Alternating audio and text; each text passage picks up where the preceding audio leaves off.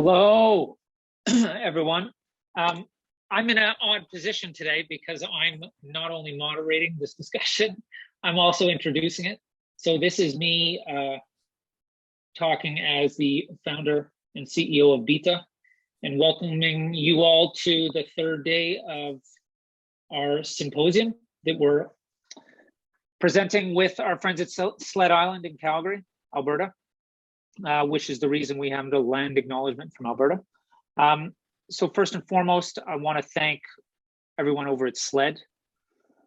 Mode, Sean, Curtis. I want to thank Colin and Jamie at Byta and Jen for all the lovely visuals. And then I also want to thank our funders, which include Factor and Canada Council. Jamie, maybe you want to throw the schedule in the chat. I think everybody knows what's going on. But there's another discussion later tonight and a couple more tomorrow. So before we get going, let me see.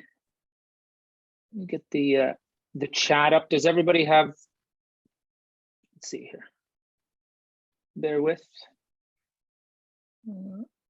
Yeah. So as we get started here, please throw your comments in the chat. Say hi. Say where you are. All that kind of stuff. If you have comments about what we're talking about or questions, throw them in the chat and I'll keep an eye on them as we go and I'll answer them if appropriate. So for this one, I have a series of slides. So let me pull these up and I'm going to introduce Sean and Johnny in a second. Who's this from Sweden? Hello. Hey, Scott, I'm in Stockholm. Where are you? Okay, so welcome to the State of Music Sharing discussion. And this is Rebooting the Music Mainframe. It's a symposium. It's February 7th, 2022. And so what is Byta?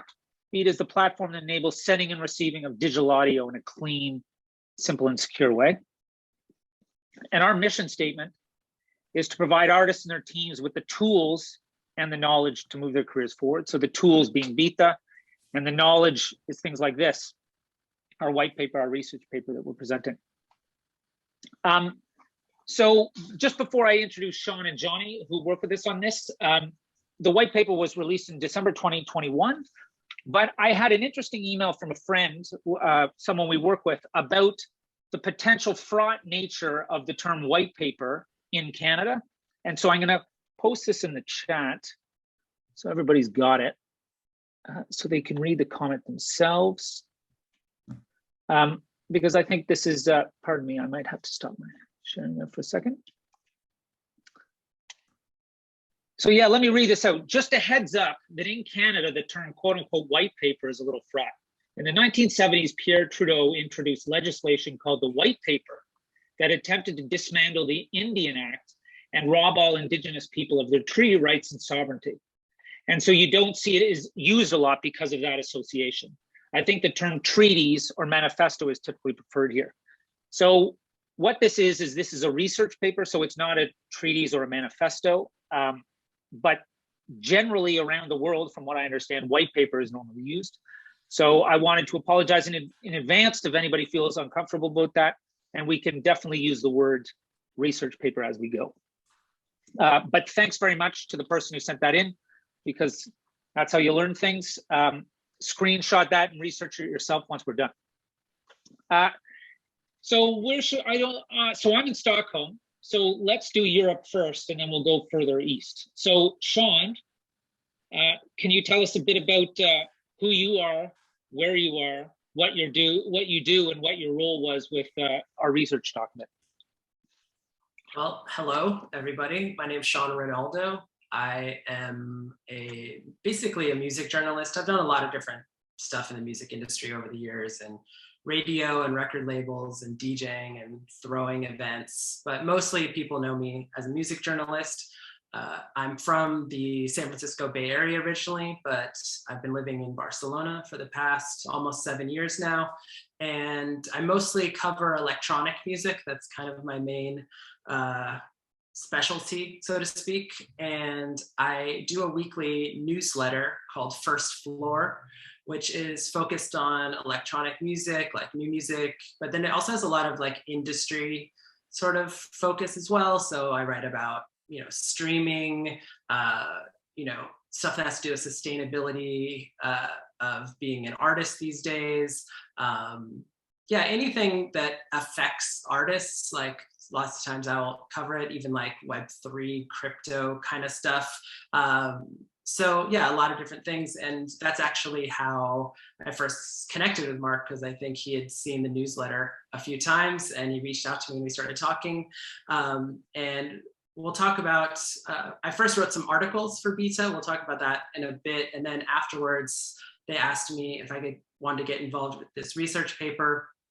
And I basically authored the paper, not that like it was all me or anything like that, but I was the one who took the data and, made it readable and nice and, hopefully, with all the grammar in the right places and stuff like that. So that was my role in this particular project. Okay, great. So can we get the first floor link in the chat and a link to the white paper if we don't already have it? Maybe Jamie, you can do that if you're around. And then now Johnny, same for you. Who are you? Where are you? What do you do? What have you done for us? Yeah, great. Hi, so yeah, my name is Johnny Sullivan. I hold a PhD in music technology from McGill University, which is where I'm located now in Montreal, Canada. So to tell a little bit about my background, which sort of explains a little bit of my research in this, my current field is music technology, and in that I do a lot of user research, which is research about musicians and performers, how they use technology in their practices, things like that. Prior to all that, I was a professional musician for many years. I started out getting a degree in jazz guitar, played in a variety of mostly like pop and rock bands. Nothing too major, but did it pretty full time for a decade or so, did a fair amount of touring and stuff like that.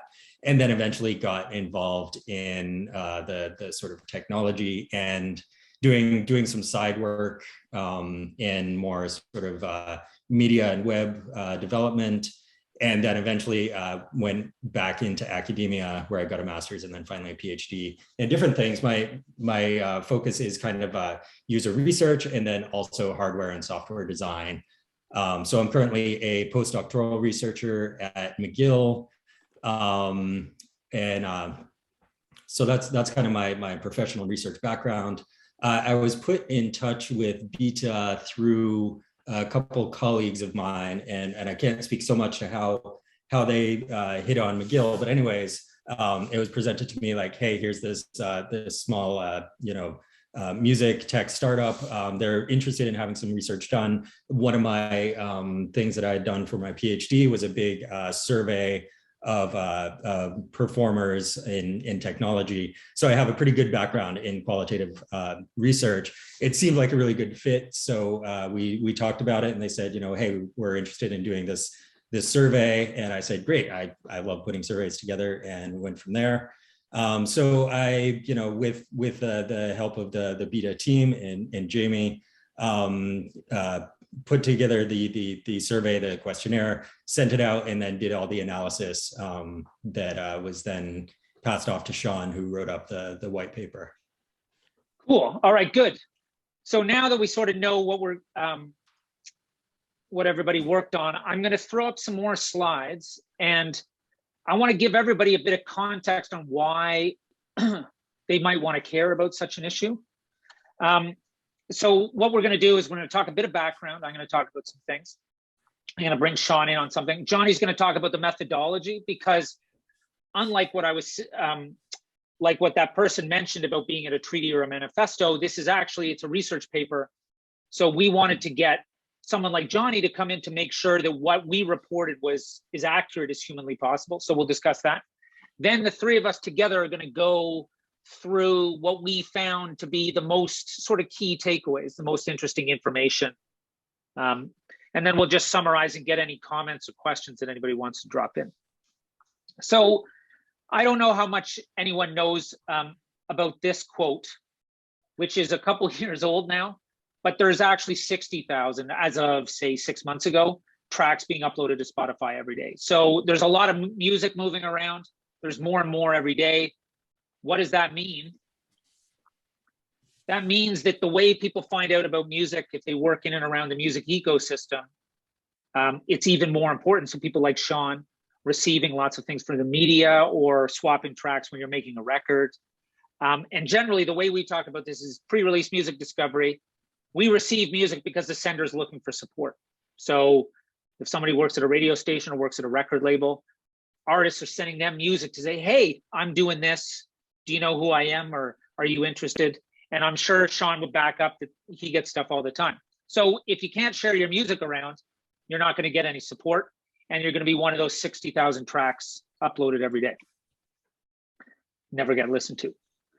So quick overview. People love this slide, this next one, how the music ecosystem works. This is a couple years old. It's from the way it looks in the UK. So as you can see, all these back and forth arrows are showing where music is moving around. It's a pretty good representation of how things work. So if you look up in the top left-hand corner, you see artists, and then management and record labels and audio production and other record labels and press and media. So that just shows how important audio sharing is. But what makes this really interesting is that no one has ever done any sort of research paper on audio sharing before. We looked around and none of us could find anything. But before we get to that, Sean alluded to these articles he wrote, and I think Jamie's going to throw a link in the chat. But Sean, I can't remember what happened. We ended up talking because of your newsletter, and then you're like, oh, I was thinking about writing about. I can't remember. Can you refresh my memory? Yeah, it was during the early days of the pandemic where everyone was just at home, and I was doing this newsletter every week, and Mark just hit me up and was like, hey, I like your newsletter. Do you want to talk? And I think we just ended, I was like, okay.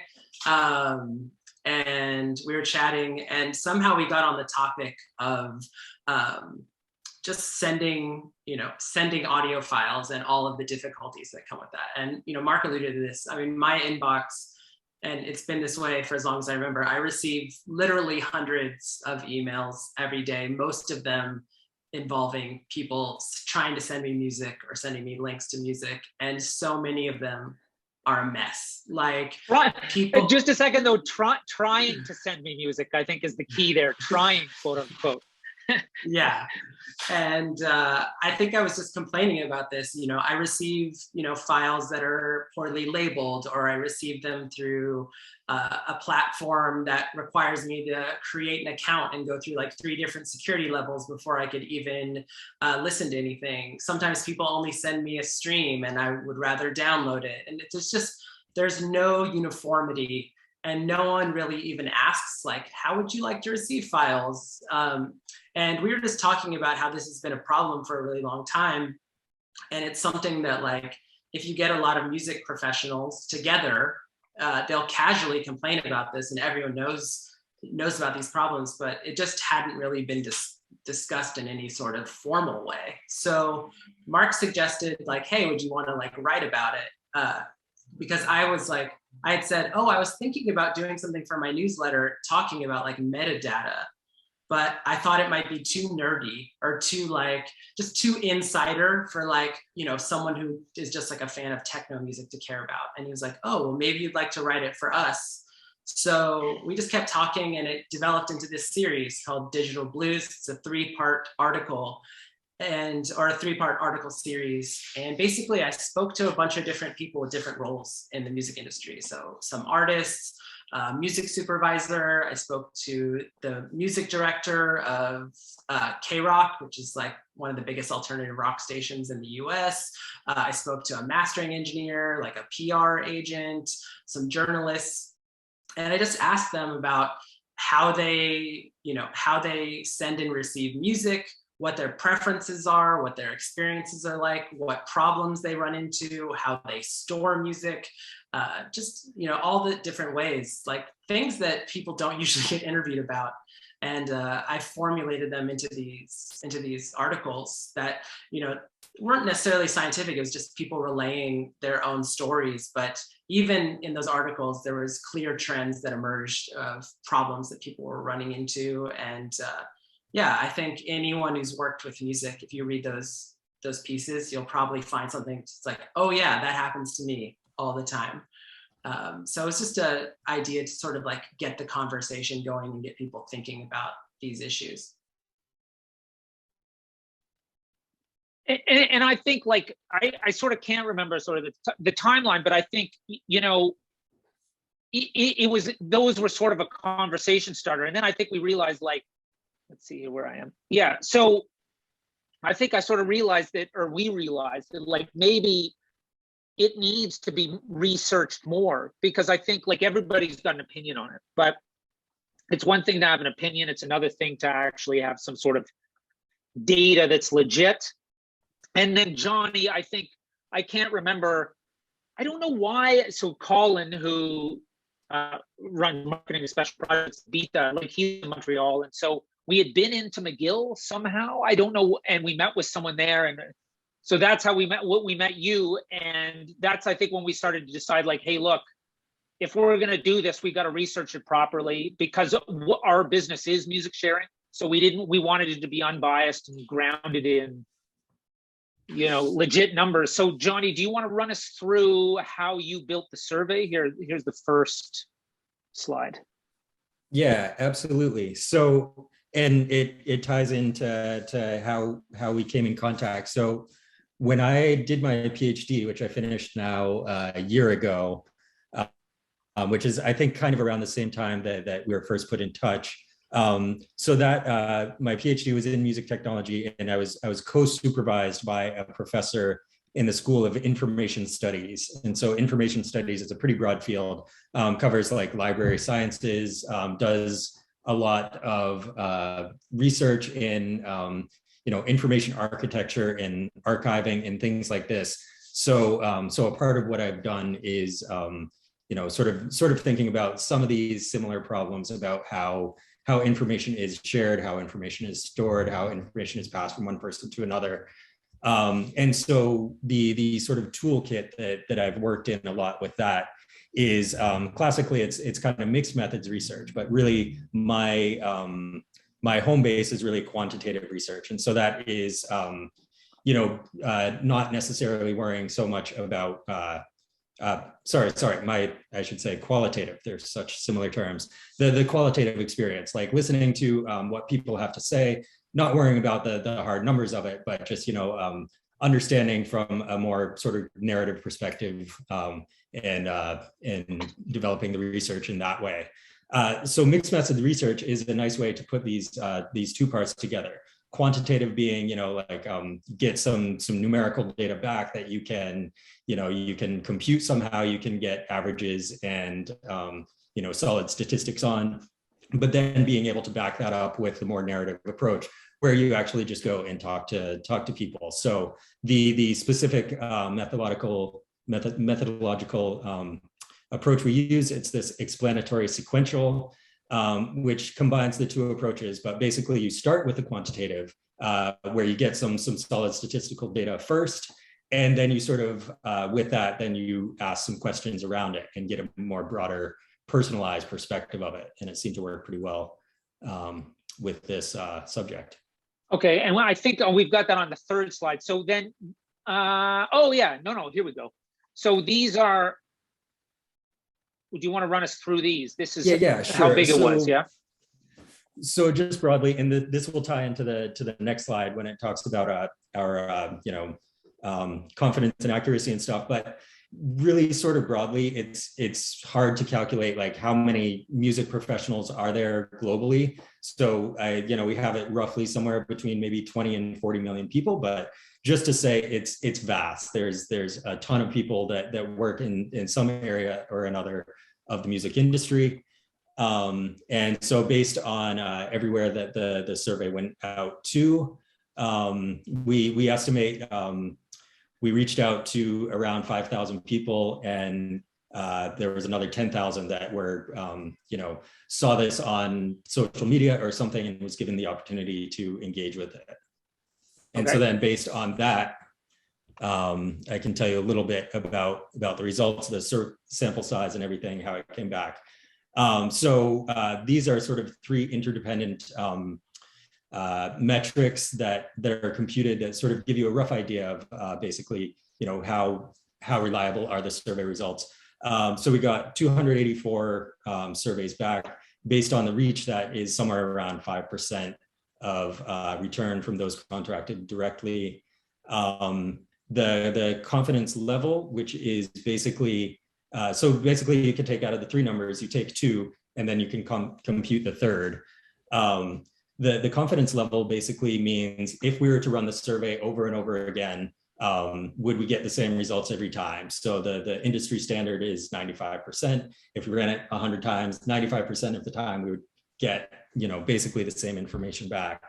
And then the margin of error is for any given, statistical point, we can expect that the actual accurate answer falls within, for our survey, 6% of that number. So these are just to show that based on our sample size, the numbers basically match up to pretty much what is the industry standard for reliability in a survey.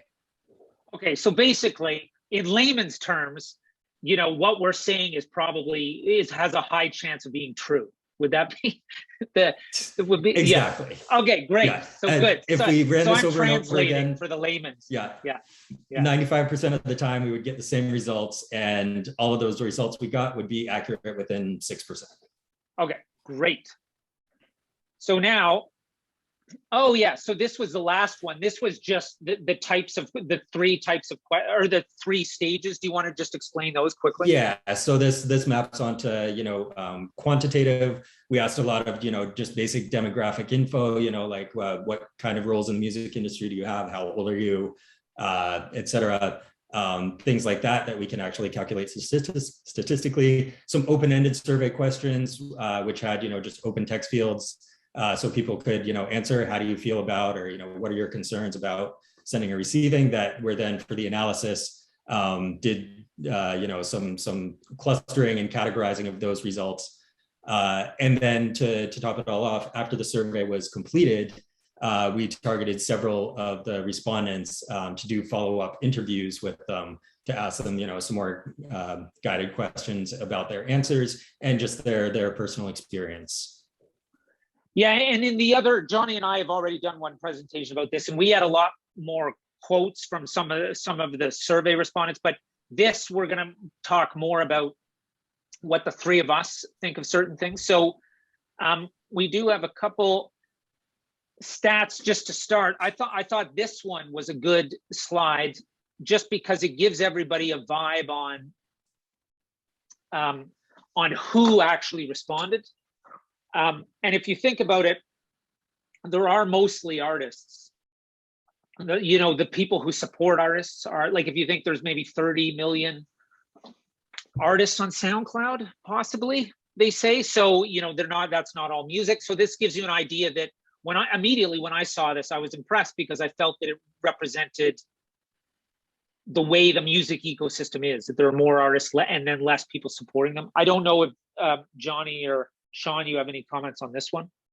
I have just one which explains a couple of the slides that will follow, is basically looking at this, couple of things we saw. Okay, so artists make up basically half of the respondents. What we ended up doing, just as a way to sort of high level categorize, is the respondents kind of fell in three buckets. There were artists who are just artists. There are music industry professionals who have other roles but are not artists. And then there's a good chunk in the middle that are artists but also have several other roles, or at least one or more other roles in the music industry as well. And this was kind of a nice, interesting way to create some high-level categorizations about the respondents. And really telling too, I forget the exact stat, but it's something about 1 in 4 or 25% are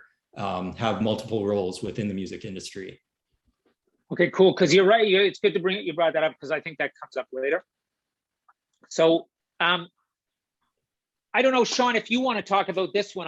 The reason I put this slide front and center is I think this is one of the most interesting stats. Yeah, I mean, one thing that was funny is when I first was sent the data and was like looking through it, trying to just pull out some themes, I was like, one of my first takeaways was like, wait, there aren't any like obvious trends here because everyone is doing their own thing. Like everyone is using like, oh, this person uses this 3 services and this person only likes streaming and this person only likes downloading. It was just hard to find systemic things. And one thing that we actually realized was that that sort of complexity is the takeaway, is that the sort of landscape when it comes to file sharing of audio is there's so many different platforms, so many different roles that people just kind of adjust to and find what works for them.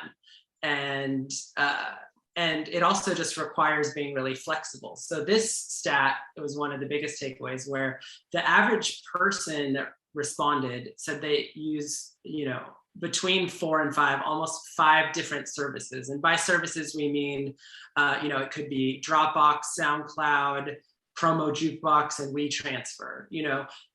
We actually, in the paper, made different categories of different types of platforms and what they do. And some are free and some aren't. And some are, primarily for artists. Some are primarily for music industry professionals. I won't get into all the definitions, but it's just really telling that, like, for doing one thing, sending music to colleagues, most people are using 5 different services, which you wouldn't really think of that. There aren't that many things in anyone's life where you use 5 different companies to do the same thing, but that's what's happening here. All right, cool. Yeah, and you can see if everybody looks in the light blue column, that's what Johnny was referring to, that there's artists who have also other roles. So that shows up perfectly there. So what we've got is we've got 6 key takeaways. And we're gonna drill down on number 3 the most, I think, before we go to the others. But how do you guys want to discuss these? Do you want to, like Sean, I'm wondering that first one, like, do you want to talk about that? Because in some ways you even fit into number 1, being that there's a certain context around what you do, right? Yeah, I mean, this is basically just an extension of what I was just talking about of, even if you go back to those digital blues articles that I wrote, like, there's so many different roles in the music industry, whether, you're a DJ at a radio station, if you're running a record label, if you're a booker at a venue, and, all of them need files. They need to either be sent files, or they need to send or receive files, or both.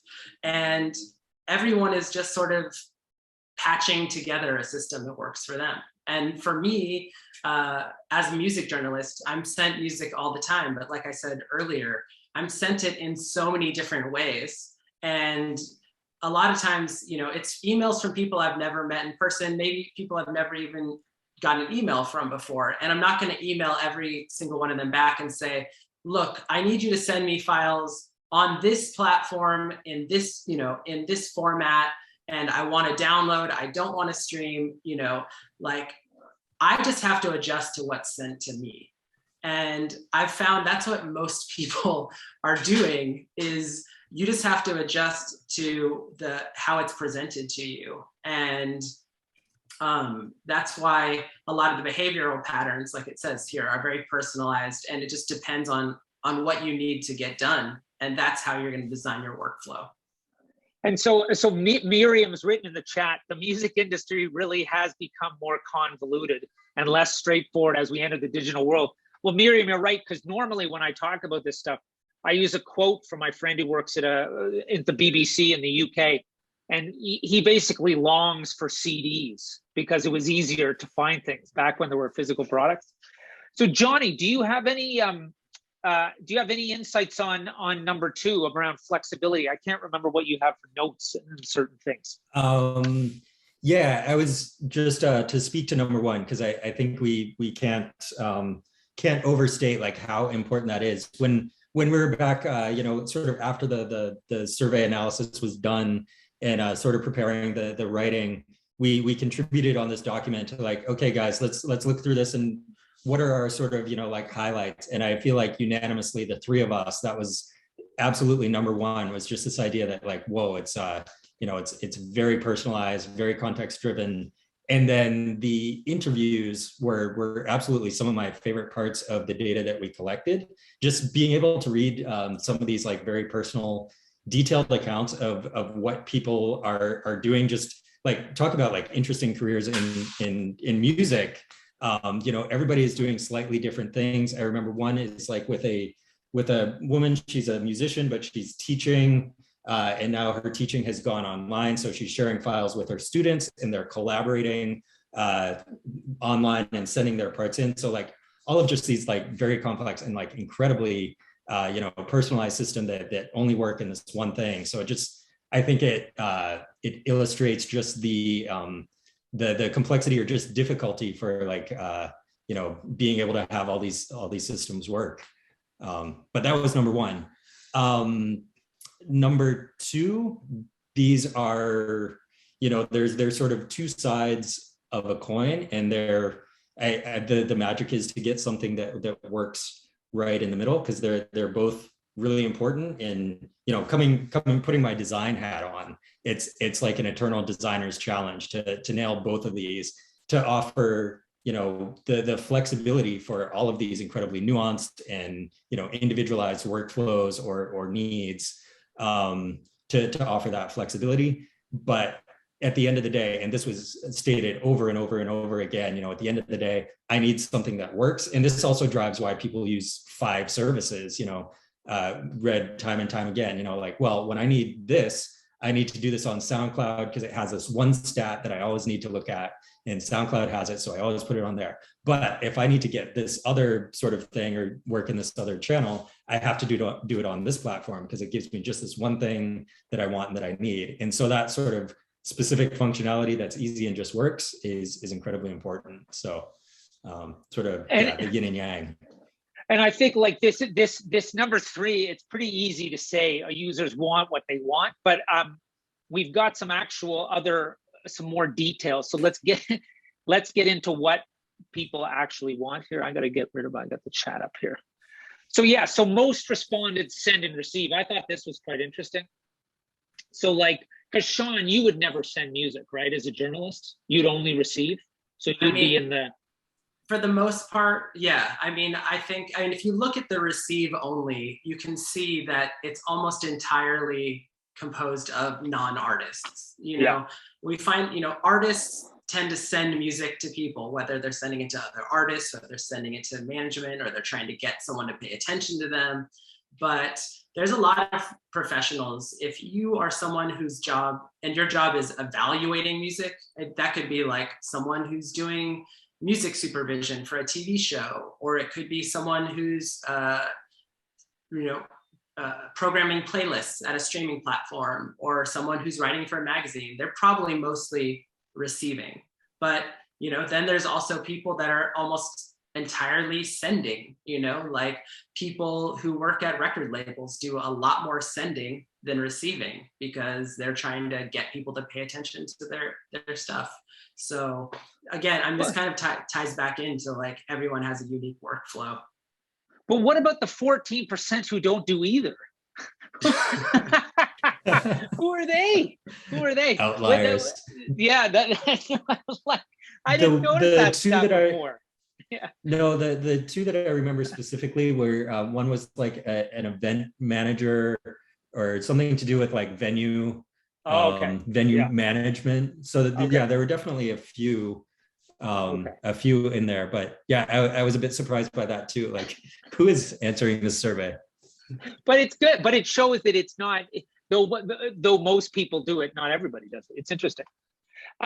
Okay, so this is I like this one as well. So this is about everybody's got a preference, because I like, you know, the way we just said everybody wants what they want. But again, that's super easy, too easy. Like, so what do we have? Any comments on this then? So streams, downloads, allow the receiver to choose. Where's that?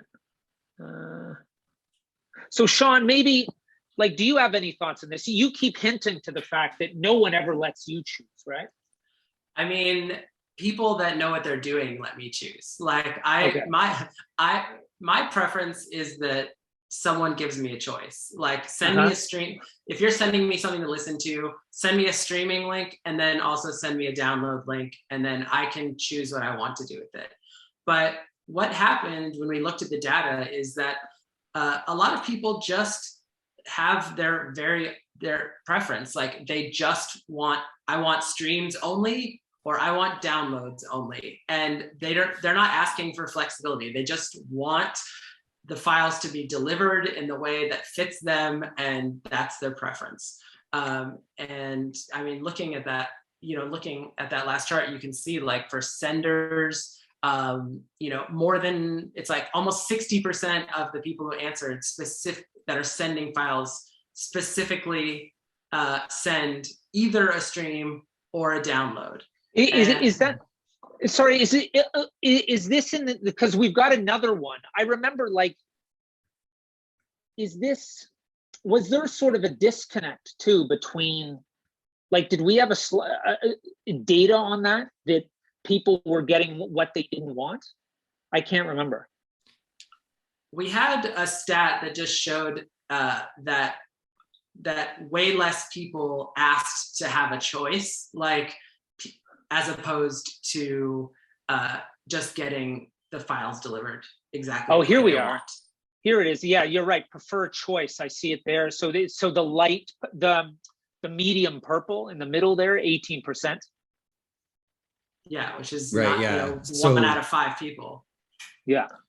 So yeah, for receivers, and I remember the comments coming back, you know, for many or even most people that are receiving, there are like some very specific technical requirements that they need, and it may be linked to, you know, the file sizes that they can handle, or certain formats for, you know, whatever they're doing with this. One interesting sort of detail was maybe an implicit assumption that, you know, like, sound quality trumps everything. So, you know, like, the idea that, you know, at the end of the day, like, just have to send high sound quality, like, that's what counts, when in actuality that's not true at all. It very much depends on where this is being used. And a lot of times, you know, if you're a receiver and you're only receiving, you know, like, the top sound quality, huge file sizes, or a format that is less useful, like, you don't care that it's, you know, like, you know, pristine sound quality, because you're only using it for something that actually just requires an MP3 or something like that. I forget the exact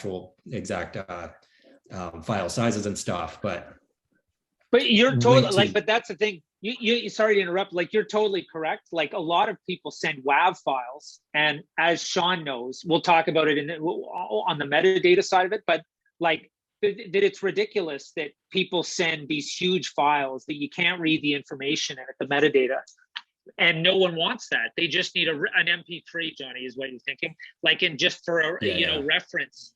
So no, that's a super good insight. So let's go.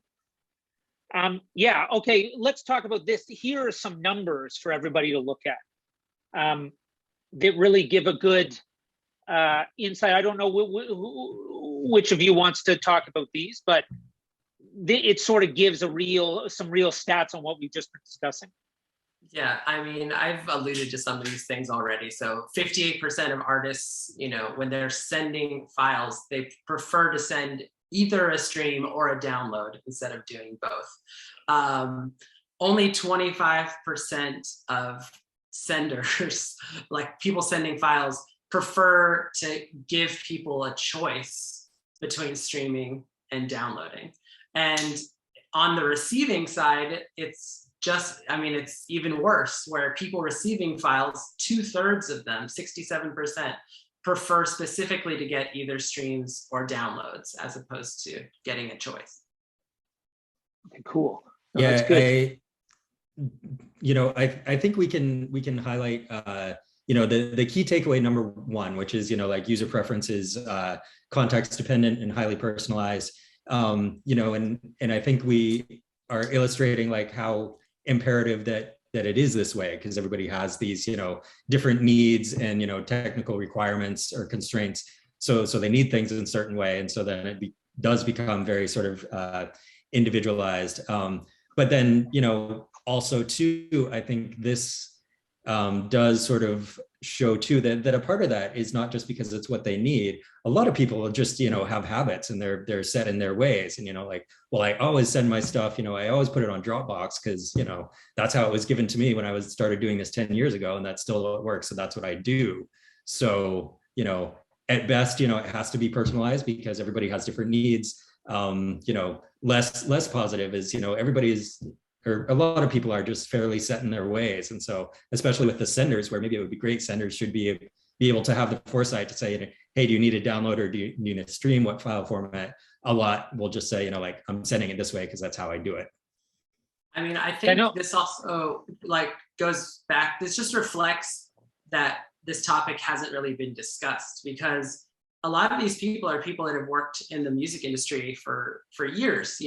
Was people that were like in their 30s, 40s, 50s, and are veteran things, but there's no standard across the industry. Like when you start working in the music industry, no one gives you a handbook that says, here's how to send files to someone. Usually, you just start doing whatever occurs to you. You probably just send files the way you like to receive them and don't think about it. And unless someone specifically tells you, hey, no, I prefer them this way, you'll just keep doing it. So. Yeah. No, and we've, Adriana has said in the chat, file sizes and format is a massive issue in the radio sector, because radio, they use WAV files a lot. So, okay, let's keep going. I think we got 3 more key takeaways here. Who wants to hit these? I mean, we've already talked a bit about the streaming and downloads thing. Like, I can add one more interesting thing that kind of just continues the same conversation we were having. But for number 4, streaming and downloads, one interesting data point or takeaway was age. And again, this just sort of talks about habits being formed. That was one thing where there was a very marked, like, what was it for receivers over the age of, I forget if it was 35 years old, marked like huge preference for downloads only, 35 or younger, significant preference for streaming only. So, but I remember when we talked about it in the past, it's one of those things, and it comes down to the nuance of, you can take a snapshot of that and really see some remarkable differences, but then you have to drill down into all of these other things. What sectors are they in? What are the requirements of their specific practices? So it's never that straightforward as just one big stat. And then Sean, like we were talking about this earlier, I think, like, do you want to talk about 5? Because this should be a separate slide in itself, because it is quite a significant one. So Sean, maybe you want to talk about that a bit? Sure. So I mentioned earlier that we actually put the different file sharing services into sort of different buckets. You can find all this in the paper, but there was ones that we called generic file services, which is like Dropbox, Google Drive, WeTransfer. These are like the most popular ones. But then there's artist streaming platforms, that's what we called them, which is like SoundCloud and Bandcamp, that are specifically designed. Artists can upload their music and use it, for promotional purposes or to share it. And then there's these things called watermark promotion services. And that's stuff like Disco, Promo Jukebox, Fat Drop, mostly used by non-artists, like music industry professionals. Most of those services are entirely paid for, while the other ones I talked about, like the Dropboxes and SoundClouds, they have paid tiers, but they usually have a free option to get in. And, not surprisingly, the free services were the most popular. But amongst the people that did the survey, more than half of them used some sort of paid services. And that could be anything from paying for extra storage in Google Drive to paying for a premium SoundCloud account to actually signing up for one of these watermark promotion services so you can send promos that have like extra security protocols, and people can only access the music if they type in feedback telling what they think about it. There's all kinds of things. So you might think like, oh, that's like a really niche thing, like only like a very small percentage of people are actually going to use those paid services, but it was more than half of the people responding. So there's a huge market for these paid services, and it seems to be pretty underserved in terms of like building them out to make them more appealing and increasing the utility. And, you know, some of them, even if you pay for things, are still like really clunky in terms of the interface. So it's just something that we found is there's definitely room for improvement and room for growth around paid file sharing services. And then this last one, we could hold. Well, I've actually held other events around metadata, but I found I'm gonna take the security one because I actually did a lot of the follow-up interviews, and I thought what was interesting about security was that people would tick the box that security is important, and I think this mirrors sort of the world we live in. But when I'd say, oh, you know, hey, you mentioned that security is important, you know, what do you mean? They would, my experience was that they sort of said, oh, well, I don't really know. I don't want it to get, the files or streams to end up in the wrong hands. And I think that is a good example of what people are worried about security-wise these days, that they don't really know the ins and outs, but that they know that they want to keep control of what their creations, I think. But then I think the metadata one is what we should talk about in a bit more detail. Sean, do you want to explain for people what it's like when you get, what file metadata is and how it affects you specifically in your job? So metadata is all the information about, if you have let's say an MP3, all the information of who the artist is, what the song title is, what the name of the album is. I mean, it can have the track number. There's all kinds of fields. If you've ever put music in iTunes and then clicked the get info option in the menu, that's what all the metadata is. And usually when someone is sending files, if they know what they're doing, they will have input all the metadata so that when it comes to me, I know what it is. But as a music journalist who gets, you know, hundreds of promos a day, I get a shocking amount of files sent to me, and I'll download it, and the folder name will just be MP3s. And then I'll open the folder and it will say track 1, track 2, track 3, track 4, so on. And then I'll even put it into iTunes and it's still nothing pops up. And it just says track 1, no artist name, no album name, no anything. And then I'm having to like basically play detective to figure it out. This is also an area where WAV files are a real problem, where a lot of people send WAV files because they're like, oh, that's the best sound quality. That's what I sent to the mastering engineer. That's what I sent to the pressing plant. But the thing about WAV files is they're really bad at retaining metadata. Like if you copy them, if you drag them into iTunes, if you drag them into anything, lots of times, even if someone has input the metadata, it just disappears. It's just a problem of this file format. So things happen to me where, let's say I get a 20-track compilation from a label with 20 different artists, and they send it to me in WAV. And then I want to put it into iTunes, and it just pops up as like track 1, track 2, all the way to track 20. And if I want to actually, you know, keep it organized so I can go back to it and review it or listen to it, I have to become like a data entry clerk and type in all the information for 20 different songs, which is, you know, takes a long time. And that means there's a good chance, like, unless it's something I'm really excited about, I might just delete it because I'm like, I'm not going to spend 20 minutes of my time filling this in. And when we were talking to people, like in looking at the interviews that we did, anyone who's had these experiences, they get really heated talking about this stuff. Like you're doing. Yeah, exactly. You're off on one.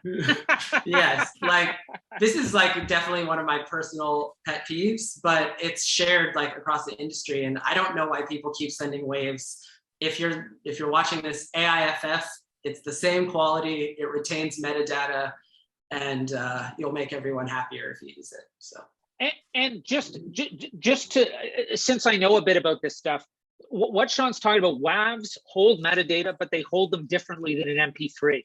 So the situation is when you import WAV files into iTunes, iTunes doesn't read the files. So then what happens is, like Sean's saying, he'll type in everything himself. He's not actually putting the information in a WAV file because iTunes doesn't read and write WAV metadata.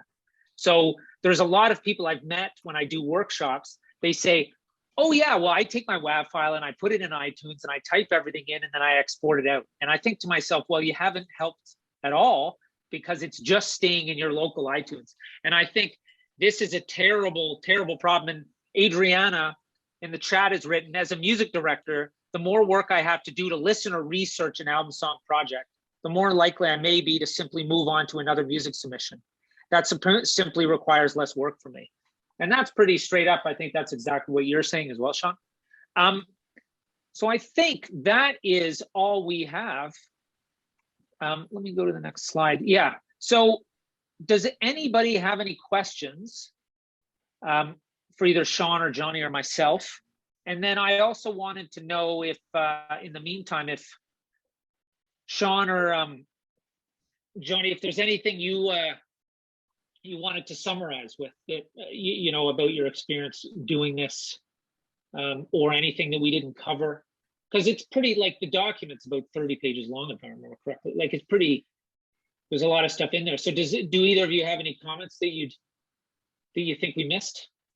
I mean, I saw that there was a question a while back that we didn't answer, where someone asked, if receiving music was more straightforward before, and like, I mean, this definitely, you know, runs the risk of making me sound like an old man. But back in the olden days, like 15 years ago, 10 to 15 years ago, I hardly received anything digitally. I would receive I would come to my office and there would literally be like a mail, like a whole box full of CDs every day. And it was annoying in the sense that we had to open all the packages, but then I would have a stack of CDs and maybe some vinyl, and all of it had all the correct information on there. There was a whole industry of creating promo CDs, like specific, you know, CDs with one song on them, which is so wasteful economically, but at the same time, in terms of communicating the information, it was more effective, and everyone was on the same system. Everyone in the music industry was just getting a box of CDs sent to them. And now it's this sort of weird mishmash, which is faster in some ways, but also more confusing and less uniform. So.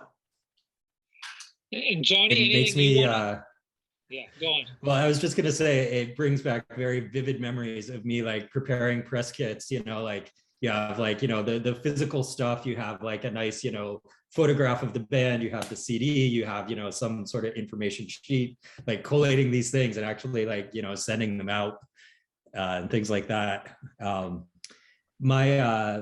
yeah, I guess I was thinking about, you know, how to wrap up, or where do we go from here? I think in the white paper, it is summarized really well. I think Sean, you sort of put the final point on, is like, where does this leave us? Number one, you know, in a way, this leaves us with more questions than we started with, which is, I think, a good place to be. We've, you know, sort of opened up a lot of you know, a complex area. I'm a researcher first and foremost, so I'm interested in, you know, pursuing this more. There's a lot more that we could sort of dig and find out. But also, Sean, your sort of conclusion that you wrote up sort of ends on this key of, you know, at the end of the day, it's communication, and a lot of these things have to do with you know, just being able to communicate, you know, with all of the files and everything, going from, you know, person A to person B, from role A to role B. You know, at the end of the day, it comes down to being able to communicate clearly, and you know, that gets us pretty far. I think that is what is amazing about this. That this, you know, we've just spent an hour nerding out on how people move music around, but really what it has to do with is communication, because music is the music ecosystem, it's a social structure. Like that image I had up, I think I always look at that and think it's like, how do all these people interact? And I think that's the key, back to this idea that senders don't give recipients an option. It's like I said at the start, that you know, you're reaching out to people looking for support. Like if Johnny and I are in a band and we want to, you know, or like we're some electronic duo and we're trying to get in Sean's Substack, you know, making it as difficult as possible for him to listen is chances are is going to decrease the chances of getting any support. And just like Adriana was saying, there's a better chance that people are going to just jump over stuff. And I think that, you know, Johnny, that's a great way to end. It's that it is a very social thing, and the communication, no matter what you're doing, is the way to sort of hop over this hurdle in a way. So unless there's any more questions, I figure we can go on. No, go. I was just going to add, like, obviously talking about this is important. The other thing is, like, for such a huge industry, I mean, there's so many problems with the music industry, but this is something that, like, this is a level of dissatisfaction that really cuts across the entire music industry. And that means that there's a huge opportunity to make it better, like with platforms just making it easier to use, with people that are sending files, especially just being a bit more thoughtful about, like, what are the different ways someone might want to receive this instead of just doing what they want. And hopefully, you know, usually when an opportunity like that pops up, someone comes in to fill the void. And so I'm hopeful that better things will emerge, and then when they do, other people will follow suit, and hopefully this will all get easier in the years to come. Cool. Brilliant summary, Sean. Brilliant summary. So thanks a lot, both of you. It was brilliant working with you both, and it was fun to chat about it in this kind of environment. So thanks everyone for coming. Johnny, Sean, do you want to throw your details in the maybe your LinkedIn in the chat there, so if anybody wants to connect with you? Sure. Sure. And then other than that, hope to see you all at the other events. This has been super fun so far.